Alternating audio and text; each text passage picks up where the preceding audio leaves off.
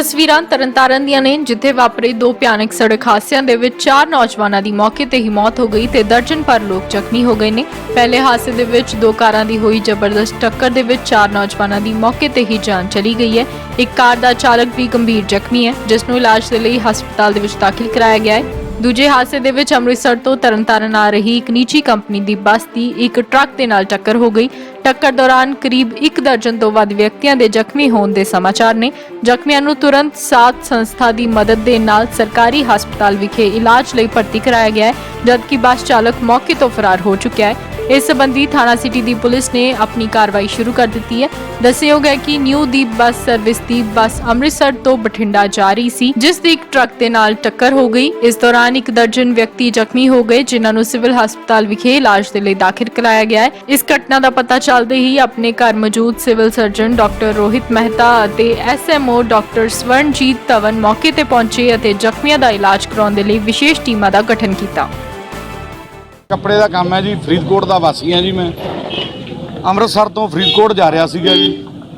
ਇਹ ਦੀਪ ਵਾਲਾ ਇਸ ਤੋਂ ਪਿੱਛੇ ਪਹਿਲਾਂ ਇੱਕ ਬੱਸ ਨੂੰ ਬਹੁਤ ਤੇਜ਼ ਕ੍ਰਾਸ ਕਰਕੇ ਆਇਆ। ਉਦੋਂ ਵੀ ਸਾਨੂੰ ਲੱਗਿਆ ਸੀ ਵੀ ਇਹ ਵੱਜੂਗੀ ਕਿਤੇ ਨਾ ਕਿਤੇ। ਆ ਥੋੜੀ ਜਿਹੀ ਵਾਟ ਹੀ ਅੱਗੇ ਆਏ ਆ ਜੀ, ਇਹਨੇ ਆਪਦਾ ਚੰਦ ਚੜਾਤਾ ਜੀ। ਸਗੋਂ ਦੀ ਟਰੱਕ ਵਾਲੇ ਬਜ਼ੁਰਗ ਜਿਹੜੇ ਸੀਗੇ ਉਹਨੇ ਸਾਨੂੰ ਉਤਰ ਕੇ ਪੁੱਛਿਆ, ਪੁੱਤ ਠੀਕ ਠਾਕ ਹੋ? ਜਿਹੜੇ ਟਰੱਕ ਨੂੰ ਚਲਾ ਰਹੇ ਸੀ ਸਰਦਾਰ ਜੀ ਬਜ਼ੁਰਗ, ਉਹਨਾਂ ਨੇ ਸਾਡਾ ਹਾਲ ਚਾਲ ਪੁੱਛਿਆ। ਇਹ ਤਾਂ ਛਾਲ ਮਾਰ ਕੇ ਪਤਾ ਨਹੀਂ ਕਿੱਧਰ ਗਿਆ ਜੀ, ਕਿੱਧਰ ਗਿਆ ਗਾਇਬ ਹੋ ਗਿਆ। ਉਦੋਂ ਹੀ ਸਾਨੂੰ ਵੱਜਣ ਤੋਂ ਪਹਿਲਾਂ ਪਤਾ ਲੱਗ ਗਿਆ ਸੀ ਵੀ ਬੱਸ ਵੱਜਣ ਵਾਲੀ ਹੈ ਜੀ। ਅਸੀਂ ਸੀਟ ਦੇ ਉੱਪਰ ਜਿਹੜੇ ਡੰਡੇ ਸੀ ਉਹਨੂੰ ਚੰਗੀ ਤਰ੍ਹਾਂ ਫੜ ਲਿਆ ਜੀ। ਤਾਂ ਵੀ ਮੇਰੇ ਪੈਰ ਤੇ ਗੋਡੇ ਤੇ ਮੜੀਆਂ ਜਿਹੀਆਂ ਝਰੀਟਾਂ ਹੈਗੀਆਂ। ਪਰ ਇੱਕ ਚੀਜ਼ ਦੱਸ ਸਕਦੇ ਤੁਸੀਂ ਕਿ ਜਿੱਦਾਂ ਕਿ ਨੋ ਦਿਨ ਦੇ ਫਿਰ ਉਹ ਕਾਰੇ ਕਰਨੇ ਸ਼ੁਰੂ ਕਰਤੇ ਜੋ ਕੁਝ ਸਮਾਂ ਪਹਿਲਾਂ ਕਰਦੇ ਹੁੰਦੇ ਸੀ। ਹਾਂਜੀ ਸੱਚ ਹੈ ਜੀ ਇਹ ਗੱਲ।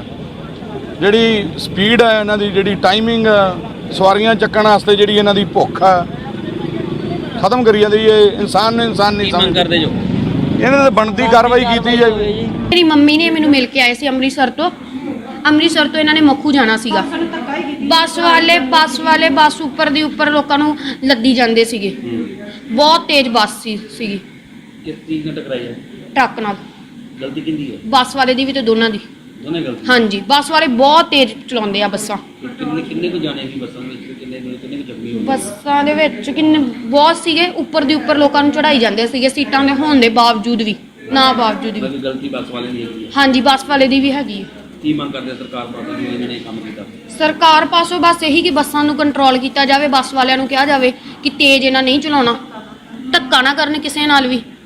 ਦੂਸਰੀ ਗੱਲ, ਜਿਹੜੇ ਆ ਬਿਮਾਰ ਆ, ਜਿਹੜੇ ਸੱਟਾਂ ਲੱਗੀਆਂ, ਇਹਨਾਂ ਦਾ ਇਲਾਜ ਕਰਵਾਉਣ ਸਰਕਾਰ। ਬਸ ਇਹੀ ਮੰਗ ਆ। ਬਾਕੀ ਬੱਸਾਂ ਵਾਲਿਆਂ ਨੂੰ ਕਹਿਣ ਕੰਟਰੋਲ 'ਚ ਰੱਖਣ ਕਿ ਬੱਸਾਂ ਤੇਜ਼ ਨਾ ਚਲਾਉਣ। ਮੈਂ ਸਾਥ ਸੰਸਥਾ ਤੋਂ ਆਉਂਦੀ society for accident aid and traffic help, ਇਹਦੇ ਕੋਆਰਡੀਨੇਟਰ ਨੇ ਸਰਦਾਰ ਰਮਨੀਕ ਸਿੰਘ ਖੇੜਾ।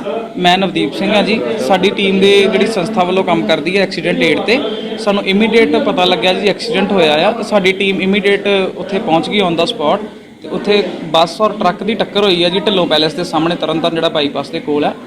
ਨਿਊ ਦੀਪ ਵਾਲਿਆਂ ਦੀ ਬੱਸ ਸੀਗੀ, ਅੰਮ੍ਰਿਤਸਰ ਵਾਲੀ ਸਾਈਡ ਤੋਂ ਆ ਰਹੀ ਸੀ, ਕਾਫੀ ਓਵਰ ਸਪੀਡ ਸੀ। ਔਰ ਇੱਕ ਟਰੱਕ ਉਹ ਵੀ ਕਾਫੀ ਲੋਡਡ ਸੀਗਾ ਔਰ ਕੱਕੇ ਕੰਡਿਆਲਾ ਰੋਡ ਤੋਂ ਬਾਹਰ ਨਿਕਲ ਰਿਹਾ ਸੀ। ਦੋਵਾਂ ਦੇ ਗਲਤੀ ਦੇ ਨਾਲ ਇਹ ਐਕਸੀਡੈਂਟ ਹੋਇਆ ਜਿਹਦੇ ਵਿੱਚ 10 ਦੇ ਜਣੇ ਕਰੀਬ ਜਿਹੜੇ ਇੰਜਰਡ ਹੋ ਗਏ ਨੇ, ਕਾਫੀ ਜ਼ਿਆਦਾ ਸੀਰੀਅਸ ਵੀ ਨੇ। ਜਿਹਦੇ ਵਿੱਚੋਂ ਇੱਕ ਜਣੇ ਜਿਹੜਾ ਬੱਸ ਦਾ ਕੰਡਕਟਰ ਦੱਸਿਆ ਜਾ ਰਿਹਾ ਜੀ, ਉਹਨੂੰ ਅੰਮ੍ਰਿਤਸਰ ਰੈਫਰ ਕੀਤਾ। ਸਾਡੀ ਟੀਮ ਨੇ ਹੀ ਉਹਨੂੰ ਆਪਣੀਆਂ ਪਰਸਨਲ ਕਾਰਾਂ ਦੇ ਵਿੱਚ ਚੁੱਕ ਕੇ ਇੱਥੇ ਸਿਵਲ ਹਸਪੀਟਲ ਲਿਆਂਦਾ ਆ। ਬਾਕੀ 8 ਤੋਂ 10 ਬੰਦੇ ਜਿਹੜੇ ਹੈਗੇ ਉਹਨਾਂ ਦੇ ਪੇਰੈਂਟਸ ਨੂੰ, ਉਹਨਾਂ ਦੇ ਸਾਰੇ ਨਾਲ ਜਿਹੜੇ ਪਰਿਵਾਰਕ ਮੈਂਬਰਾਂ ਨੂੰ ਕਾਲ ਕਰ ਦਿੱਤੀ ਗਈ ਹੈ। ਫੋਨ ਕਰ ਦਿੱਤਾ ਗਿਆ। ਸਰ ਕਿੱਥੋਂ ਆਏ, ਕਿੱਥੇ ਜਾ ਰਹੇ ਸੀ? ਸਰ ਅਲੱਗ-ਅਲੱਗ ਸੀਗੇ ਜੀ। ਅੰਮ੍ਰਿਤਸਰ ਤੋਂ ਸਵਾਰੀਆਂ ਚੱਲੀਆਂ ਸੀ, ਕੋਈ ਮਖੂ ਦਾ ਆ, ਕੋਈ ਬਠਿੰਡੇ ਦਾ ਆ, ਕੋਈ ਫਿਰੋਜ਼ਪੁਰ ਦਾ ਆ ਜੀ।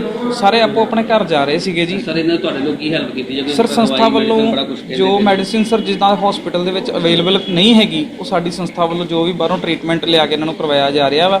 ਜਿੰਨੀ ਦੇਰ ਤੱਕ ਇਹਨਾਂ ਦੇ ਪਰਿਵਾਰਕ ਮੈਂਬਰ ਇੱਥੇ ਨਹੀਂ ਪਹੁੰਚਦੇ, ਸਾਡੀ ਸੰਸਥਾ ਇੱਥੇ ਹਾਜ਼ਰ ਹੈ ਜੀ। ਇਹਨਾਂ ਨੂੰ ਕਿਸੇ ਚੀਜ਼ ਦੀ ਵੀ ਲੋੜ ਪੈਂਦੀ ਆ ਨਾ, ਅਸੀਂ ਇੱਥੇ ਹਾਜ਼ਰ ਹਾਂ। ਔਰ ਸਾਡੀ ਟੀਮ ਦੇ ਮੈਂਬਰ ਹੀ ਅੰਮ੍ਰਿਤਸਰ ਜਿਹੜਾ ਇਹਨਾਂ ਦਾ ਕੰਡਕਟਰ ਇੰਜਰਡ ਹੋਇਆ ਆ, ਉਹਨੂੰ 108 ਐਂਬੂਲੈਂਸ ਦੇ ਵਿੱਚ ਉਹਦੇ ਨਾਲ ਅੰਮ੍ਰਿਤਸਰ ਇੱਕ ਮੈਂਬਰ ਭੇਜਿਆ ਆ। ਉੱਥੋਂ ਸਾਡੀ ਅੰਮ੍ਰਿਤਸਰ ਯੂਨਿਟ ਦੀ ਟੀਮ ਜੋ ਉਹਦੀ ਹੈਲਪ ਹੋ ਸਕਦੀ ਹੋਏਗੀ ਇਮੀਡੀਏਟ ਉਹ ਕਰੇਗੀ ਜੀ।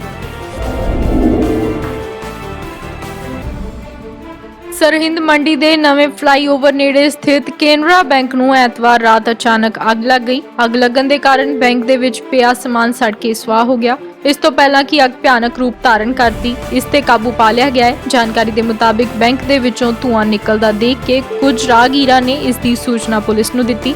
ਪੁਲਿਸ ਵੱਲੋਂ ਨਗਰ ਕੌਂਸਲ ਸਰਹਿੰਦ ਤੋਂ ਫਾਇਰ ਬ੍ਰਿਗੇਡ ਵਿਭਾਗ ਦੀ ਟੀਮ ਨੂੰ ਬੁਲਾ ਕੇ ਅੱਗ ਤੇ ਕਾਬੂ ਪਾਇਆ ਗਿਆ। ਦੱਸਿਆ ਜਾ ਰਿਹਾ ਹੈ ਕਿ ਇਹ ਅੱਗ ਸ਼ਾਰਟ ਸਰਕਟ ਕਾਰਨ ਲੱਗੀ ਹੈ।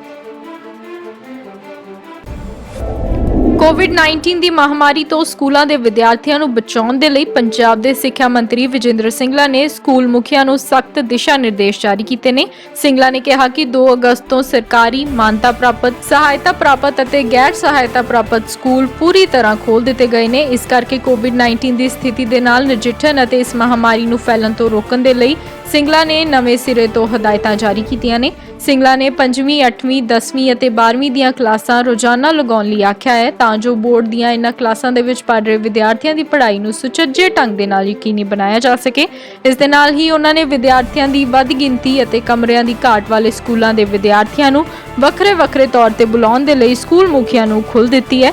ਉਹਨਾਂ ਨੇ ਕਿਹਾ ਕਿ ਇੱਕ ਕਮਰੇ ਦੇ ਵਿੱਚ 25 ਤੋਂ 30 ਵਿਦਿਆਰਥੀਆਂ ਨੂੰ ਹੀ ਢੁਕਵੀਂ ਦੂਰੀ ਤੇ ਬਿਠਾਇਆ ਜਾਵੇ ਅਤੇ ਇੱਕ ਬੈਂਚ ਤੇ ਸਿਰਫ ਇੱਕ ਵਿਦਿਆਰਥੀ ਹੀ ਬੈਠੇ।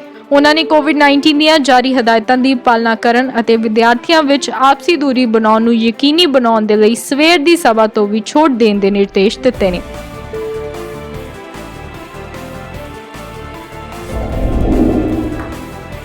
ਜਲ ਸਪਲਾਈ ਅਤੇ ਸੈਨੀਟੇਸ਼ਨ ਮੰਤਰੀ ਰਜ਼ੀਆ ਸੁਲਤਾਨਾ ਨੇ ਐਲਾਨ ਕੀਤਾ ਹੈ ਕਿ ਪਿੰਡਾਂ ਦੇ ਵਿੱਚ ਪਾਣੀ ਦੇ ਆਨਲਾਈਨ ਬਿਲਿੰਗ ਸਿਸਟਮ ਅਤੇ ਆਨਲਾਈਨ ਭੁਗਤਾਨ ਨੂੰ ਜਲਦ ਹੀ ਪੜਾਅਵਾਰ ਪੂਰੇ ਰਾਜ ਦੇ ਵਿੱਚ ਲਾਗੂ ਕਰ ਦਿੱਤਾ ਜਾਏਗਾ।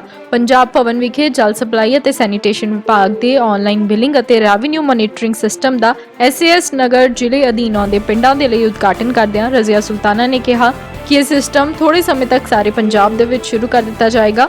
SAS ਨਗਰ ਦੇ ਵਿੱਚ ਇਹ ਸਿਸਟਮ 7 ਮਹੀਨੇ ਪਹਿਲਾਂ ਜਨਵਰੀ 2021 ਦੇ ਵਿੱਚ ਪਾਇਲਟ ਪ੍ਰੋਜੈਕਟ ਦੇ ਤੌਰ ਤੇ ਸ਼ੁਰੂ ਕੀਤਾ ਗਿਆ ਸੀ ਅਤੇ ਇਸ ਸਮੇਂ ਦੌਰਾਨ ਸਫਲਤਾਪੂਰਵਕ ਚੱਲਣ ਉਪਰੰਤ ਅੱਜ ਰਸਮੀ ਤੌਰ ਤੇ ਇਸ ਦਾ ਉਦਘਾਟਨ ਕੀਤਾ ਗਿਆ ਹੈ।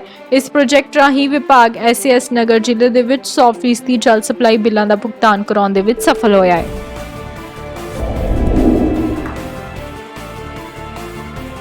ਰਾਜਪੁਰਾ ਵਿੱਚ ਅੱਧੇ ਘੰਟੇ ਦੇ ਮੀਂਹ ਨੇ ਸ਼ਹਿਰ ਦੇ ਵਿੱਚ ਪ੍ਰਸ਼ਾਸਨ ਦੇ ਨਿਕਾਸੀ ਪ੍ਰਬੰਧਾਂ ਦੀ ਪੋਲ ਖੋਲ੍ਹ ਕੇ ਰੱਖ ਦਿੱਤੀ ਹੈ। ਰਾਜਪੁਰਾ ਦੇ ਅੰਡਰ ਬ੍ਰਿਜ ਤੋਂ ਪਾਣੀ ਦੀ ਨਿਕਾਸੀ ਬੰਦ ਹੋਣ ਦੇ ਕਾਰਨ ਲੋਕਾਂ ਨੂੰ ਭਾਰੀ ਮੁਸ਼ਕਿਲਾਂ ਦਾ ਸਾਹਮਣਾ ਕਰਨਾ ਪਿਆ। ਸ਼ਹਿਰ ਦੇ ਗਗਨ ਚੌਂਕ ਤੇ ਮੀਂਹ ਦਾ ਪਾਣੀ ਭਰਨ ਕਾਰਨ ਕਈ ਘੰਟੇ ਜਾਮ ਲੱਗਿਆ ਰਿਹਾ ਤੇ ਵਾਹਨਾਂ ਨੂੰ ਪਿੰਡਾਂ ਦੇ ਵਿੱਚੋਂ ਦੀ ਭੇਜਿਆ ਗਿਆ। ਸ਼ਹਿਰ ਦੇ ਵਿੱਚ ਵੱਖ-ਵੱਖ ਜ਼ਿਲ੍ਹਿਆਂ ਤੋਂ ਆਏ ਵਿਦਿਆਰਥੀ ਪੇਪਰ ਦੇਣ ਸਮੇਂ ਜਾਮ ਦੇ ਵਿੱਚ ਫਸੇ ਰਹੇ, ਪਰੰਤੂ ਸਥਾਨਕ ਪ੍ਰਸ਼ਾਸਨ ਦੇ ਵੱਲੋਂ ਕੋਈ ਪੁਖਤਾ ਪ੍ਰਬੰਧ ਨਹੀਂ ਕੀਤੇ ਗਏ।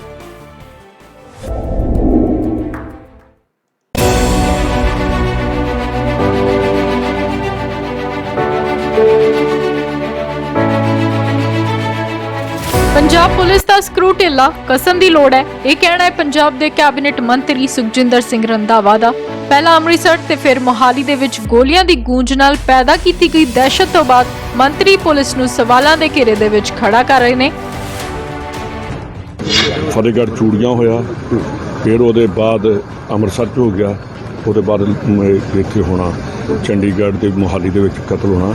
ਇਹ ਸਾਡੇ ਲਈ ਬੜੀ मैं कहूँगा कि शर्म वाली बात है। ये कहना कि जी मतलब सारा कुछ खत्म हो गया, सैकड़ों की तादाद में हरियाणा में लोग हैं, तिहाड़ जेल में बैठे हैं, वहाँ से फोटोग्राफ्स आ रही हैं।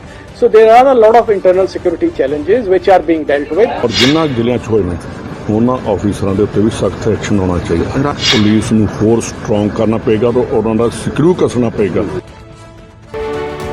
ਪੁਲਿਸ ਹੀ ਨਹੀਂ, ਮੰਤਰੀ ਤਾਂ ਮੁੱਦਿਆਂ ਤੇ ਨਾਰਾਜ਼ ਹੋਣ ਵਾਲੇ ਮੁੱਖ ਮੰਤਰੀ ਤੇ ਵੀ ਇਤਰਾਜ਼ ਜਤਾ ਰਹੇ ਨੇ।